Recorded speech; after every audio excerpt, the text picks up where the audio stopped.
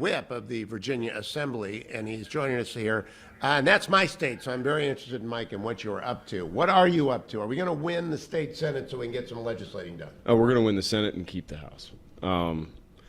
It's going to be a tough road. It's a tough fall. I mean, we came back from a minority. It's in the fall, by the way. Virginia's got the weirdest system, right? Yeah, it's like New Jersey. It votes in the off year. We vote in the off year, so we are going to have the largest turnover in the General Assembly since Reconstruction. Oh, my goodness. So we had, with redistricting, we lost a number of members. They got drawn in together, some retired kind of thing. And then we also had a couple of primaries. On the Democrat side, it was the same thing. They had major attrition. And then they also had major attrition because they had some of their far-left folks that decided to run, and they took out some very good people. Let's run through the numbers. How many assemblymen are there, and how many Republicans are there among those? There are 100 members in the House and 40 members of the Senate. And how many are Republicans of the 100? Of the 100, we have 52.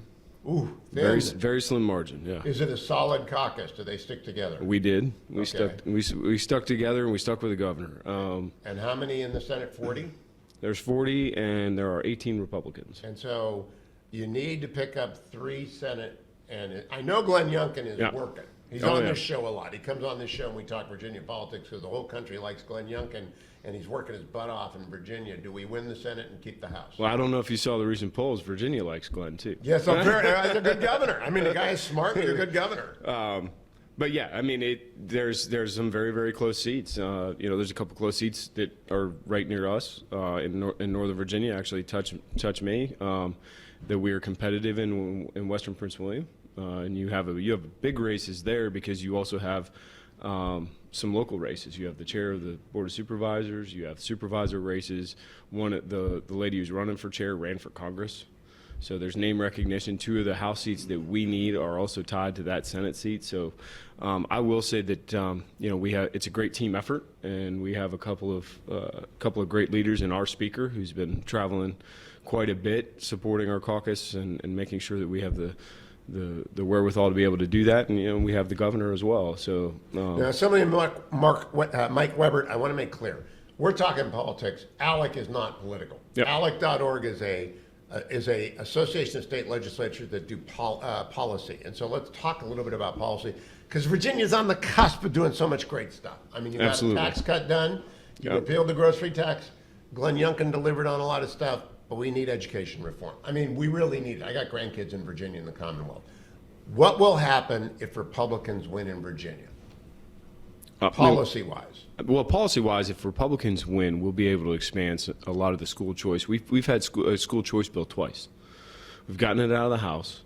It went over to the Senate, where it promptly was dispatched with by the Senate. I mean, it very, very quickly. Not only that, but you now have a change at the local level too, when it comes to some of that policy, because you now have some of the conservative school board members. You've got school boards now that are beginning to start charter schools, start dealing with, not an automatic deduction of the dues for their union, and things like that, where all those policies then truly become enacted at the local level as well. And so we're starting to see that push, and so we'll be able to facilitate that through the General Assembly when it comes to that, as well as some of the other policies that have occurred. The governor put out his new transgender deal, as well as parental rights. Yeah, I mean, parental rights is the biggest issue. When I was stuck in the airport getting here on Wednesday, I read the entire new Chris Rufo book, which I'm holding here in my hand, America's Cultural Revolution.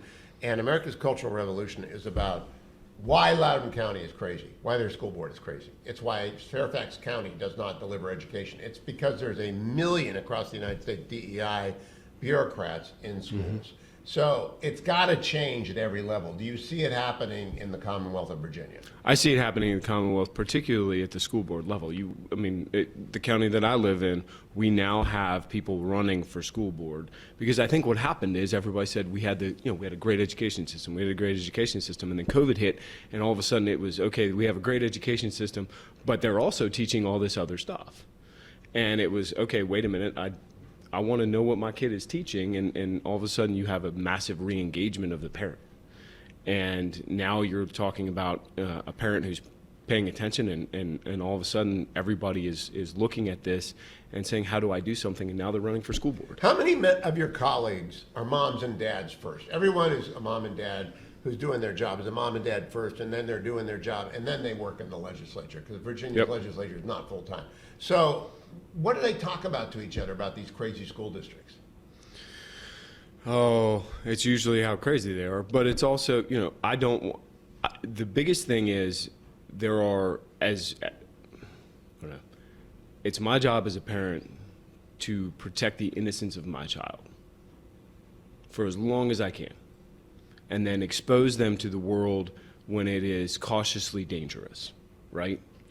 And so parents are going, you're exposing my kids to things that I don't think they're ready for. My child develops at a much different rate. He's incredibly smart, but he's also he's got some emotional challenges. He doesn't need to be exposed to certain things at 11, when I feel like maybe he should be exposed to those things at 14, 15, 16, right?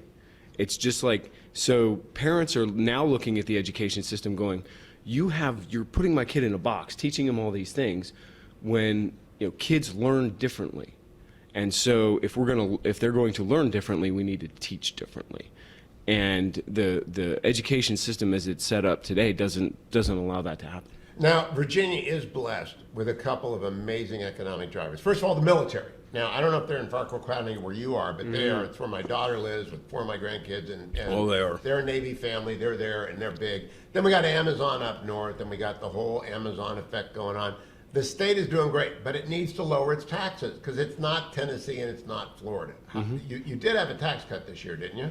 Well, no, because we are still in the fight over the budget. The governor actually announced that we had an extra $1 billion in revenue, and the Democrats refused to allow that money to go to the taxpayer into businesses. And so, for the first time in the career that I've had, at the General Assembly, we currently have not made modifications to our budget. We still have, since we have a bi-yearly budget, we have a budget, but we have all kinds of. I think it's almost $5 billion now that we can deal with, and that also means more money for schools. That means more money for infrastructure. Those things are not going to get done because the Democrats refuse to give a tax cut to make the cost of doing business in the Commonwealth less. I don't know if you saw a recent poll. There was, I think it was CNBC. They ranked Virginia second in the country of states to do business. The biggest reason we weren't number one is the cost of doing business in the Commonwealth. What about regulatory reform? I have not started a business in Virginia because you can't regulate my business. My business is this: radio and television, the Salem News Channel, the Salem Radio Network. No one can touch us because we're First Amendment protected. But God forbid you want to open up a haircuttery in Northern Virginia. Yeah, well, fortunately, or unfortunately, fortunately, actually a few years ago, I passed House Bill 883, which was one of the largest regulatory reform packages we've seen, and it dealt with occupational licensing and those types of things. However, so what it did was it set up, and we worked with, I'll plug ALEC, we worked with ALEC on it, we worked with the Mercatus Center at my alma mater, George Mason, and we came up with the regulatory framework. So basically, all the branches of the executive branch threw in, said, here's how many regulatory things that we've got, and then they had to DPOR, they deal with the occupational licensing, had to reduce that by 25%, and they did 28% with COVID. But all of them said we want to do more. The governor wants to do more. Okay, talking to me about expand it beyond just that. You just mentioned, in my opinion, Virginia's greatest state university. George Mason Scalia School of Law is without question the best school of law in Virginia. And I know the Cavaliers are going to be mad at me about that, but that's okay. UVA is fine, but George Mason, the Scalia School of Law is the best. How do you control the law schools which drive a lot of the academic craziness? We were actually having a discussion about this. And I'm a Mason alum, so I'm also going to second that whole, It's just true. I'm not. It's just true. Lee Lieber. They also have a great economics department too. The best. And the Mercatus Center is wonderful. But I think that when it comes to some of those things, there is a lot of unnecessary spending, like some of the things that This VCU's that stuff, but VCU's a perfect example. Okay, so they've gotten into some financial trouble and they're going to have to cut some jobs. Which one is it? VCU, Virginia Commonwealth University. I in don't know Richmond. VCU. Where is it? It's in Richmond. Okay. The great medical, phenomenal, and the Wilder School of Government and Business is there. But they started cutting some jobs, and we started looking at some of the professors and things that they're cutting. It's like, what do they actually do? Yeah. You know. The bureaucracy at every American education institution has gone enormous. It's gotten huge. And I think a lot of that, too, has to do with growth of the government regulatory structure on this stuff, because all of a sudden they have to, when the Democrats were in charge of the Commonwealth of Virginia, they said you have to have these cultural issues taking things that you have to have, and you have to monitor it and all that. And that just takes manpower. I know you're a farmer and not a lawyer, but it's all unconstitutional. Mandating people hire and teach on the basis of race and ethnicity is unconstitutional. How can people ignore the Constitution of the United States? Well, the Supreme Court, I think, cleared up some of that. They did, but I don't know that Mayaris is going to have to get we have a great Attorney General in Yes, Virginia, we do. Jason Mayaris. We have a great Lieutenant Governor in Winsome. In fact, Virginia is becoming the best-led, best-governed state. Do you think we're right about that? I think it is the best-led, best-governed state. I would agree. Now, we just need to take the Senate. Now, you got some progressive Democrats came in. We got 1 minute left. They're crazy. They nominated some crazy people. Do they lose? Yes. Yes. People care about more what's going on their kitchen table and their kids than they do furthering some of the woke agenda. Who's the executive director of the Republican Central Committee in Virginia? Who's running the party? Rich Anderson is running our party. He's a former delegate. You know what he's doing? Wonderful guy. Yeah, we're a big team right now.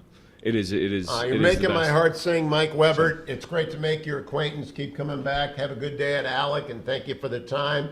What is the George Mason mascot? The Patriot. Go Patriots! That's pretty easy to remember and say. Go Patriots. Good to see you.